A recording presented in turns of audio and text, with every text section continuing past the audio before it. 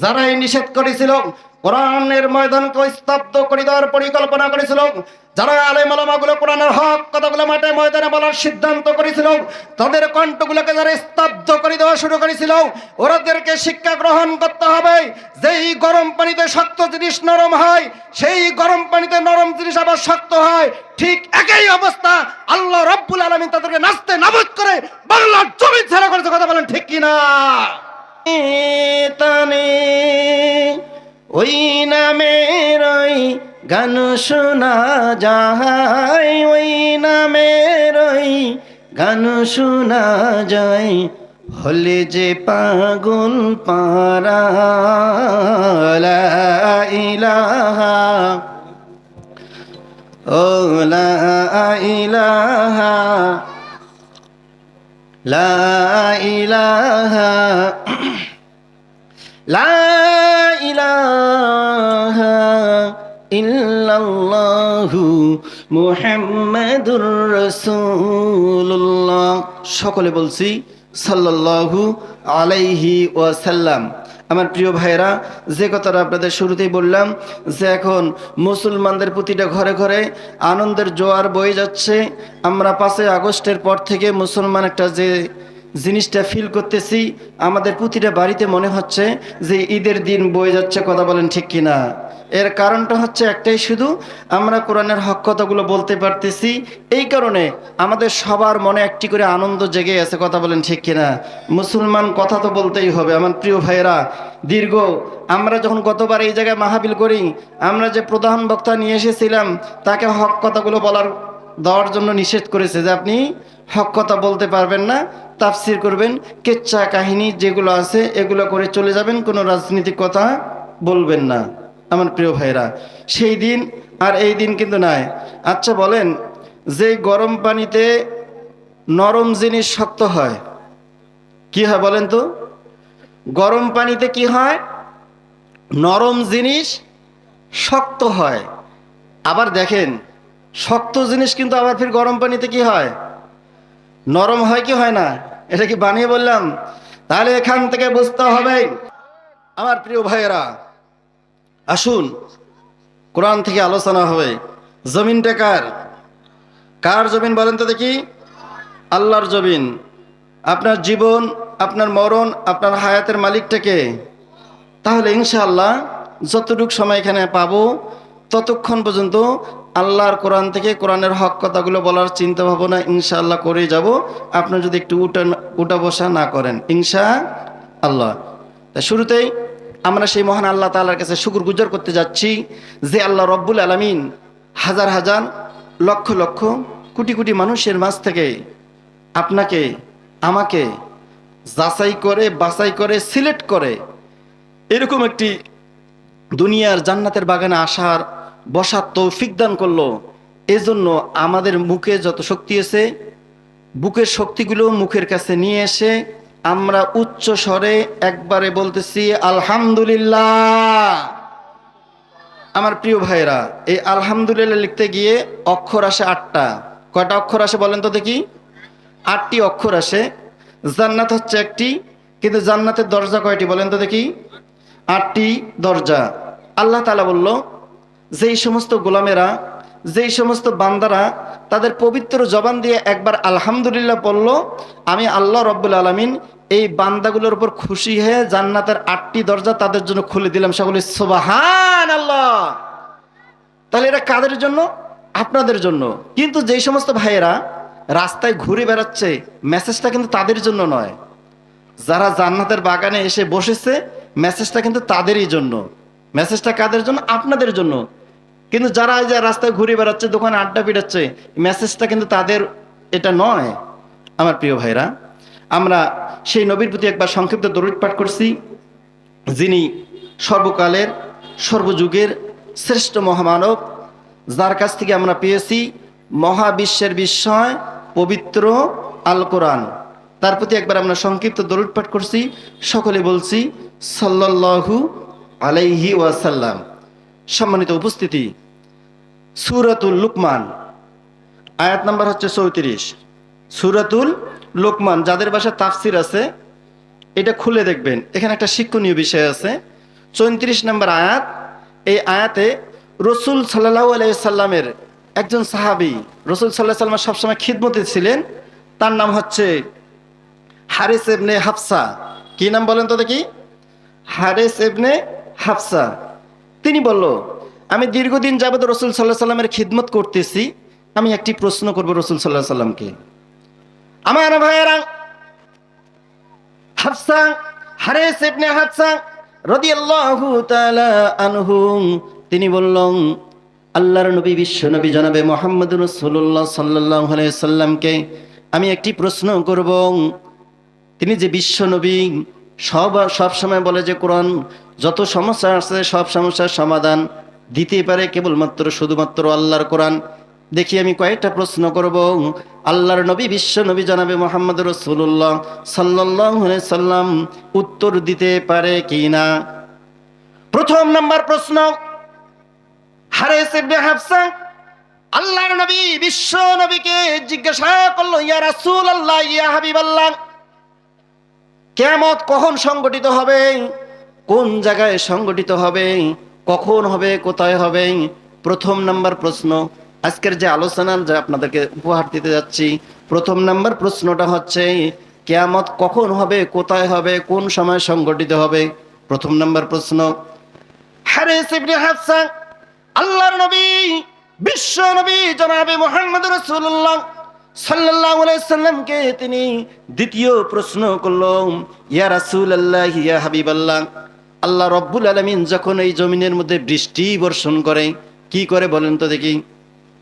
বৃষ্টি যখন বর্ষণ করে, আজকে চৌধুরীহাটে বৃষ্টি হলো, আবার দেখা যায় কালীগঞ্জে বৃষ্টি হলো, তুষভান্ডারে বৃষ্টি নাই, আদিতমারিতে বৃষ্টি নাই, আবার রংপুর শহরের মধ্যে বৃষ্টি হয়। ইয়া রাসূলুল্লাহ, ইয়া হাবিবাল্লাহ, এটা কিভাবে সম্ভব আমি আপনার কাছে জানতে চাই। প্রশ্ন কয়টা হলো বলেন তো দেখি? প্রশ্ন হলো দুইটা। প্রথম নাম্বারটা হলো কিয়ামত কখন হবে, কোথায় সংগঠিত হবে, কিভাবে হবে, আমি এটা জানতে চাই। দ্বিতীয় নাম্বার প্রশ্ন হলো, পৃথিবীর জমিনে যে বৃষ্টিগুলো হয়, এই বৃষ্টিটা আল্লাহ রব্বুল আলামিন একই সময় কেন সব জায়গায় দেয় না, এই প্রশ্নটা আপনার কাছে করলাম। ইয়া রাসূলুল্লাহ, ইয়া হাবিবাল্লাহ, তৃতীয় নম্বর যে আমার প্রশ্নটা হচ্ছে, তৃতীয় নম্বর প্রশ্ন, সে বলল, ইয়া রাসূলুল্লাহ, ইয়া হাবিবাল্লাহ, আমি যখন বাসা থেকে এখানে চলে এসেছি, আপনার খেদমতে যখন উপস্থিত হয়ে গেছি, এই সময়ের মধ্যে আমার স্ত্রী ছিল গর্ভবতী। কি ছিল বলেন তো দেখি? গর্ভবতী ছিল। ইয়া রাসূলুল্লাহ, ইয়া হাবিবাল্লাহ, আপনি বলেন সব সমস্যার সমাধান দিতে পারে কেবলমাত্র শুধুমাত্র একমাত্র আল্লাহর কোরআন। এটা আমি নিজেও বিশ্বাস করি, কিন্তু আমার মনে একটি প্রশ্ন জাগে, আমার এই গর্ভবতী স্ত্রীর পেটের ভিতরে যে সন্তানটা আছে, সেই সন্তানটা ছেলে না মেয়ে, এটা আমাকে বলতে হবে। প্রশ্ন কয়টা হলো বলেন তো দেখি? কয়টা হলো? মনোযোগ মনে আপনাদের নাই, একটু বলেন। হয়তোবা আপনার মনে মনে ভাবতেছেন এলাকার সন্তান কি যেন বলে, দে টিকলা বাদ দিয়ে দেয়। এ মুসলমান, কথা বলতে হবে। সন্তানটা আপনার এলাকার হতে পারে, এটা দেখার বিষয় নয়। দেখতে হবে আপনার সন্তান, আপনার এলাকার ছেলেটা কোরআন থেকে হক কথাগুলো বলতে পারে কিনা, এটাই দেখা দরকার। কথা বলেন ঠিক কিনা? বক্তা ছোট হোক বড় হোক, বক্তা খাটো হোক লম্বা হোক, বক্তা ফর্সা হোক কালো হোক, আসলে এটা দেখার বিষয় নয়। দেখার বিষয় শুধুমাত্র কেবল একটাই হচ্ছে, আল্লাহর কোরআন থেকে হক কথা বলতে পারে কিনা। কথা বলেন ঠিক কিনা? আপনার রাজি আছেন তো ইনশাআল্লাহ? তাহলে আমরা একটা তাকবীর দিতে যাই, যেই তাকবীরে চড়াই চৌধুরীহাটের এখান থেকে আমরা এমন একটা তাকবীর দেব, আমরা এই জায়গাতে তাকবীর দিয়ে বাতিলের অন্তরে আমরা কফন ধরাতে চাই। আপনার সবাই রাজি আছে ইনশাআল্লাহ? আছি তো দেখি ইনশাআল্লাহ? দুহাত টান টান করে আমরা আল্লাহ তাআলার কাছে একটা তাকবীর দিতে চাই, যেই তাকবীরের চোটাই বাংলার জমিনে কোন নাস্তিকের আস্তানা থাকবে না ইনশাআল্লাহ। রাজি সবাই? রেডি তো ইনশাআল্লাহ? তাহলে আল্লাহর কোরআনকে বাস্তবায়ন করতে গিয়ে আপনাকে আমাকে যদি আমার জীবন দিতে হয়, আমরা জীবন দেওয়ার জন্য প্রস্তুত। কথা বলেন ঠিক কিনা? আল্লাহর কোরআনের আইন যদি আমরা বাস্তবায়ন করতে গিয়ে আপনাকে আমাকে ফাঁসির মঞ্চে যাওয়া লাগে, আমরা ফাঁসির মঞ্চ বরণ করব। রাজপথে যদি রক্ত দেওয়ার প্রয়োজন হয়, আমরা রক্ত দেওয়ার জন্য প্রস্তুত। কিন্তু আল্লাহর কোরআন দিয়ে আইন বাস্তবায়ন হয়, এটা আমরা সকলে চাই। কারা কারা চান তো হাত তোলে, আমার আল্লাহ তাআলাকে দেখান। এই তো তাকবীর হলো। হ্যাঁ, একটু জোরে সোরে তাকবীর দিতে হবে। যে তাকবীরের চোটে কোনো নাস্তিকের আস্তানা বাংলা জমিনে থাকবে না। আমার প্রিয় ভাইরা, তাহলে আলোচনার মূল পয়েন্ট কয়টা মনে আছে আপনাদের? তৃতীয় নম্বর প্রশ্ন কিন্তু আমি করছি। হারেস ইবনে আফসার বাসায় তার স্ত্রী গর্ভবতী, তিনি আল্লাহ রসুলকে বলল, ইয়া রাসূলুল্লাহ, ইয়া হাবিবাল্লাহ, আমার স্ত্রীর পেটে ছেলে বাচ্চা না মেয়ে বাচ্চা, এটা আপনাকে বলতে হবে। প্রশ্নটা সহজ না কঠিন? কঠিন হলো না আমার প্রিয় ভাইরা? চতুর্থ নম্বর প্রশ্ন, হারেস ইবনে আফসা সে আবার বলল, ইয়া রাসূলুল্লাহ, ইয়া হাবিবাল্লাহ। চতুর্থ নম্বর প্রশ্ন আমার হলো, আল্লাহর নবী, বিশ্ব নবী জনাবে মুহাম্মদ রাসূলুল্লাহ সাল্লাল্লাহু আলাইহি সাল্লাম, আপনি বলে দেন আগামীকাল আমি কি খাবো, কোথায় যাব, কোন কাজ করব, সেই কথাটা কিন্তু আমার কোরআন দিয়ে বুঝিয়ে দিতে হবে। কি দিয়ে বুঝিয়ে দিতে হবে বলেন তো দেখি? কোরআন দিয়ে বুঝিয়ে দিতে হবে। আমার প্রিয় ভাইরা, প্রশ্ন হলো চারটা। কয়টা বলেন তো দেখি? চারটা। পঞ্চম নম্বর প্রশ্ন, হারিস ইবনে হাফসা আল্লাহর নবী, বিশ্ব নবী জনাবে মুহাম্মদ রাসূলুল্লাহ সাল্লাল্লাহু আলাইহি সাল্লামকে বলল, ইয়া রাসূলুল্লাহ, ইয়া হাবিবাল্লাহ, আমি যেই জায়গার মধ্যে জন্ম নিয়েছি এই জায়গাটা আমার চেনা আছে। কি আছে বলেন তো দেখি? এই জায়গাটা আমার চেনা আছে। আমার বাবা বলেছিল, ও ইসমাইল, তুমি এই জায়গার মধ্যে জন্ম গ্রহণ করেছো, কিন্তু ইয়া রাসূলুল্লাহ, ইয়া হাবিবাল্লাহ, আমি কোরআন থেকে সমাধান আপনার কাছে চাই। আমার জন্মস্থান আমি জানি, কিন্তু আমার মৃত্যু কোন জায়গায় হবে, কখন হবে, কোনখানে হবে, সেই জিনিসটা আপনি আমার কোরআন দিয়ে বুঝিয়ে দেন। সকল বলি সুবহানাল্লাহ। প্রশ্ন কয়টা হলো? পাঁচটা। ইনশাআল্লাহ তাহলে আলোচনার এই পাঁচটা পয়েন্ট, এই পাঁচটা অ্যান্সার দিয়ে ইনশাআল্লাহ আমি আলোচনা সমাপ্ত করব। আসলে প্রশ্নটা সহজ না কঠিন? সহজ না কঠিন? আসলে কিন্তু কঠিন প্রশ্নগুলো আমার প্রিয় ভাইরা। তাহলে সব সমস্যার সমাধান দিতে পারে কেবলমাত্র, শুধুমাত্র, একমাত্র আমার আল্লাহর কোরআন। কথা বলেন ঠিক কিনা? সমাধান, সমাধান চাও যদি জীবনে মরণে, ফিরে যাও খুঁজে নাও, চোখ রাখো কোরআনে। কথা বলেন ঠিক কিনা? সমাধান, ও সমাধান চাও যদি জীবনে মরণে, ফিরে যাও খুঁজে নাও, চোখ রাখো কোরআনে। আমরা কোরআনের কাছে সমাধান চাই তো ইনশাআল্লাহ। আল্লাহর কোরআনকে প্রশ্ন করব। আল্লাহর কোরআন। হারিস ইবনে আফসা আল্লাহর নবীকে পাঁচটি প্রশ্ন করলাম। প্রথম নম্বর প্রশ্ন হলো, আল্লাহর নবীকে প্রশ্ন করলো, ইয়া রাসূলুল্লাহ, ইয়া হাবিবাল্লাহ, কিয়ামত কখন সংগঠিত হবে, কোনখানে হবে, কেমন ভাবে হবে, এটা আমি কোরআন দিয়ে জানতে চাই। আপনি কোরআন দিয়ে আমাকে সমাধান দেন। আল্লাহ তাআলা সাথে সাথে পবিত্র কোরআনুল কারীমের মধ্যে জানাই দিল, ওয়ানাজ্জালনা আলাইকাল কিতাবা তিবয়ানাল লিকুল্লি শাইইন ওয়া হুদাও ওয়া রাহমাতাও ওয়া বুশরা লিল মুসলিমিন। সকলে বলছে আল্লাহু আকবার।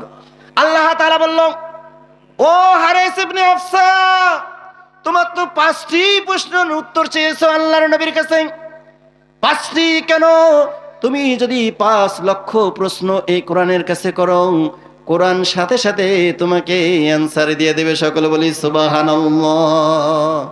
আমার প্রিয় ভাইরা, আল্লাহর নবী, বিশ্ব নবী জনাবে মুহাম্মদ রাসূলুল্লাহ সাল্লাল্লাহু আলাইহি সাল্লাম, তিনি বাসায় যখন ফিরতেন তখন তার মনটা থাকতো হাসি এবং খুশি। কি থাকতো বলেন তো দেখি? হাসি এবং খুশি। মনটা যখন ভালো থাকতো, আম্মা জান আয়েশা রাদিয়াল্লাহু তাআলা আনহা রাসূল সাল্লাল্লাহু আলাইহি সাল্লামকে বলল, ইয়া রাসূলুল্লাহ, ইয়া হাবিবাল্লাহ, আপনার মনটা তো আনন্দ দেখতেছি। এই সময় আমি একটি প্রশ্ন আপনাকে করি, ইয়া রাসূলুল্লাহ, ইয়া হাবিবাল্লাহ, আপনি যখন 5 ওয়াক্ত নামাজ পড়বেন, কয় ওয়াক্ত বলেন তো? 5 ওয়াক্ত যখন নামাজ পড়েন, আমি আয়েশার জন্য আল্লাহ তাআলার কাছে একটু দোয়া করবেন। কি করবেন বলেন তো দেখি? দোয়া করবেন। আল্লাহর নবী, বিশ্ব নবী জনাবে মুহাম্মদ রাসূলুল্লাহ সাল্লাল্লাহু আলাইহি সাল্লাম বলল, ও আয়েশা, আমার দোয়া কি তোমাকে আনন্দ দেয়? আয়েশা রাদিয়াল্লাহু তাআলা আনহা বলল, ইয়া রাসূলুল্লাহ, ইয়া হাবিবাল্লাহ, একবার নয়, দুইবার নয়, 100% আপনি যদি দোয়া করেন আমার মনে আনন্দ তো পাবে, আর আমি এটা বিশ্বাসও করি। সকলে বলি সুবহানাল্লাহ। এই কথা শোনার পর আম্মা জান আয়েশা রাদিয়াল্লাহু তাআলা আনহা আনন্দে আত্মহারা হয়ে গেল। মুস্কি মুস্কি হাসা শুরু করে দিল। আল্লাহর নবী, বিশ্ব নবী জনাবে মুহাম্মদ রাসূলুল্লাহ সাল্লাল্লাহু আলাইহি সাল্লাম তিনি বলল, ও আয়েশা, তুমি হাসতেছো আমার কথা শুনে?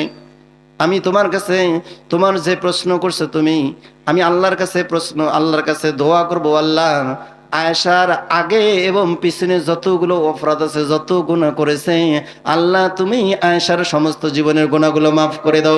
সকলে বলি সুবহানাল্লাহ। এই কথা শোনার সাথে সাথে আম্মা জান আয়েশা রাদিয়াল্লাহু তাআলা আনন্দ হয়ে গেল, আনন্দ আত্মহারা হয়ে গেল। আল্লাহর নবী, বিশ্ব নবী জনাবে মুহাম্মদ রাসূলুল্লাহ সাল্লাল্লাহু আলাইহি সাল্লাম বলল, ও আয়েশা, আমি জানি তুমি আনন্দ হয়েছো, কিন্তু আরেকটি কথা শোনো, আমি 5 ওয়াক্ত নামাজের সময় আল্লাহ তাআলার কাছে দুহাত তুলে ফরিয়াদ করব, আল্লাহ আয়েশার জীবনের অতীত এবং ভবিষ্যৎ যতগুলো গুনাহ আছে সমস্ত গুনাহ মাফ করে দাও। কিন্তু আয়েশা, তুমি তো জানো না, আমি যখনই আল্লাহ তাআলার কাছে সিজদা দেই, যখনই সিজদা অবনত হয়ে যায়, তখনই আমি আল্লাহ রব্বুল আলামিনের কাছে আমার গুনাহগার উম্মতের জন্য আল্লাহর কাছে দোয়া করি। সকলে বলি সুবহানাল্লাহ। ও আয়েশা, আমি তো তোমার জন্য 5 ওয়াক্ত নামাজের সময় দোয়া করব, কিন্তু আমি যখন জমিনে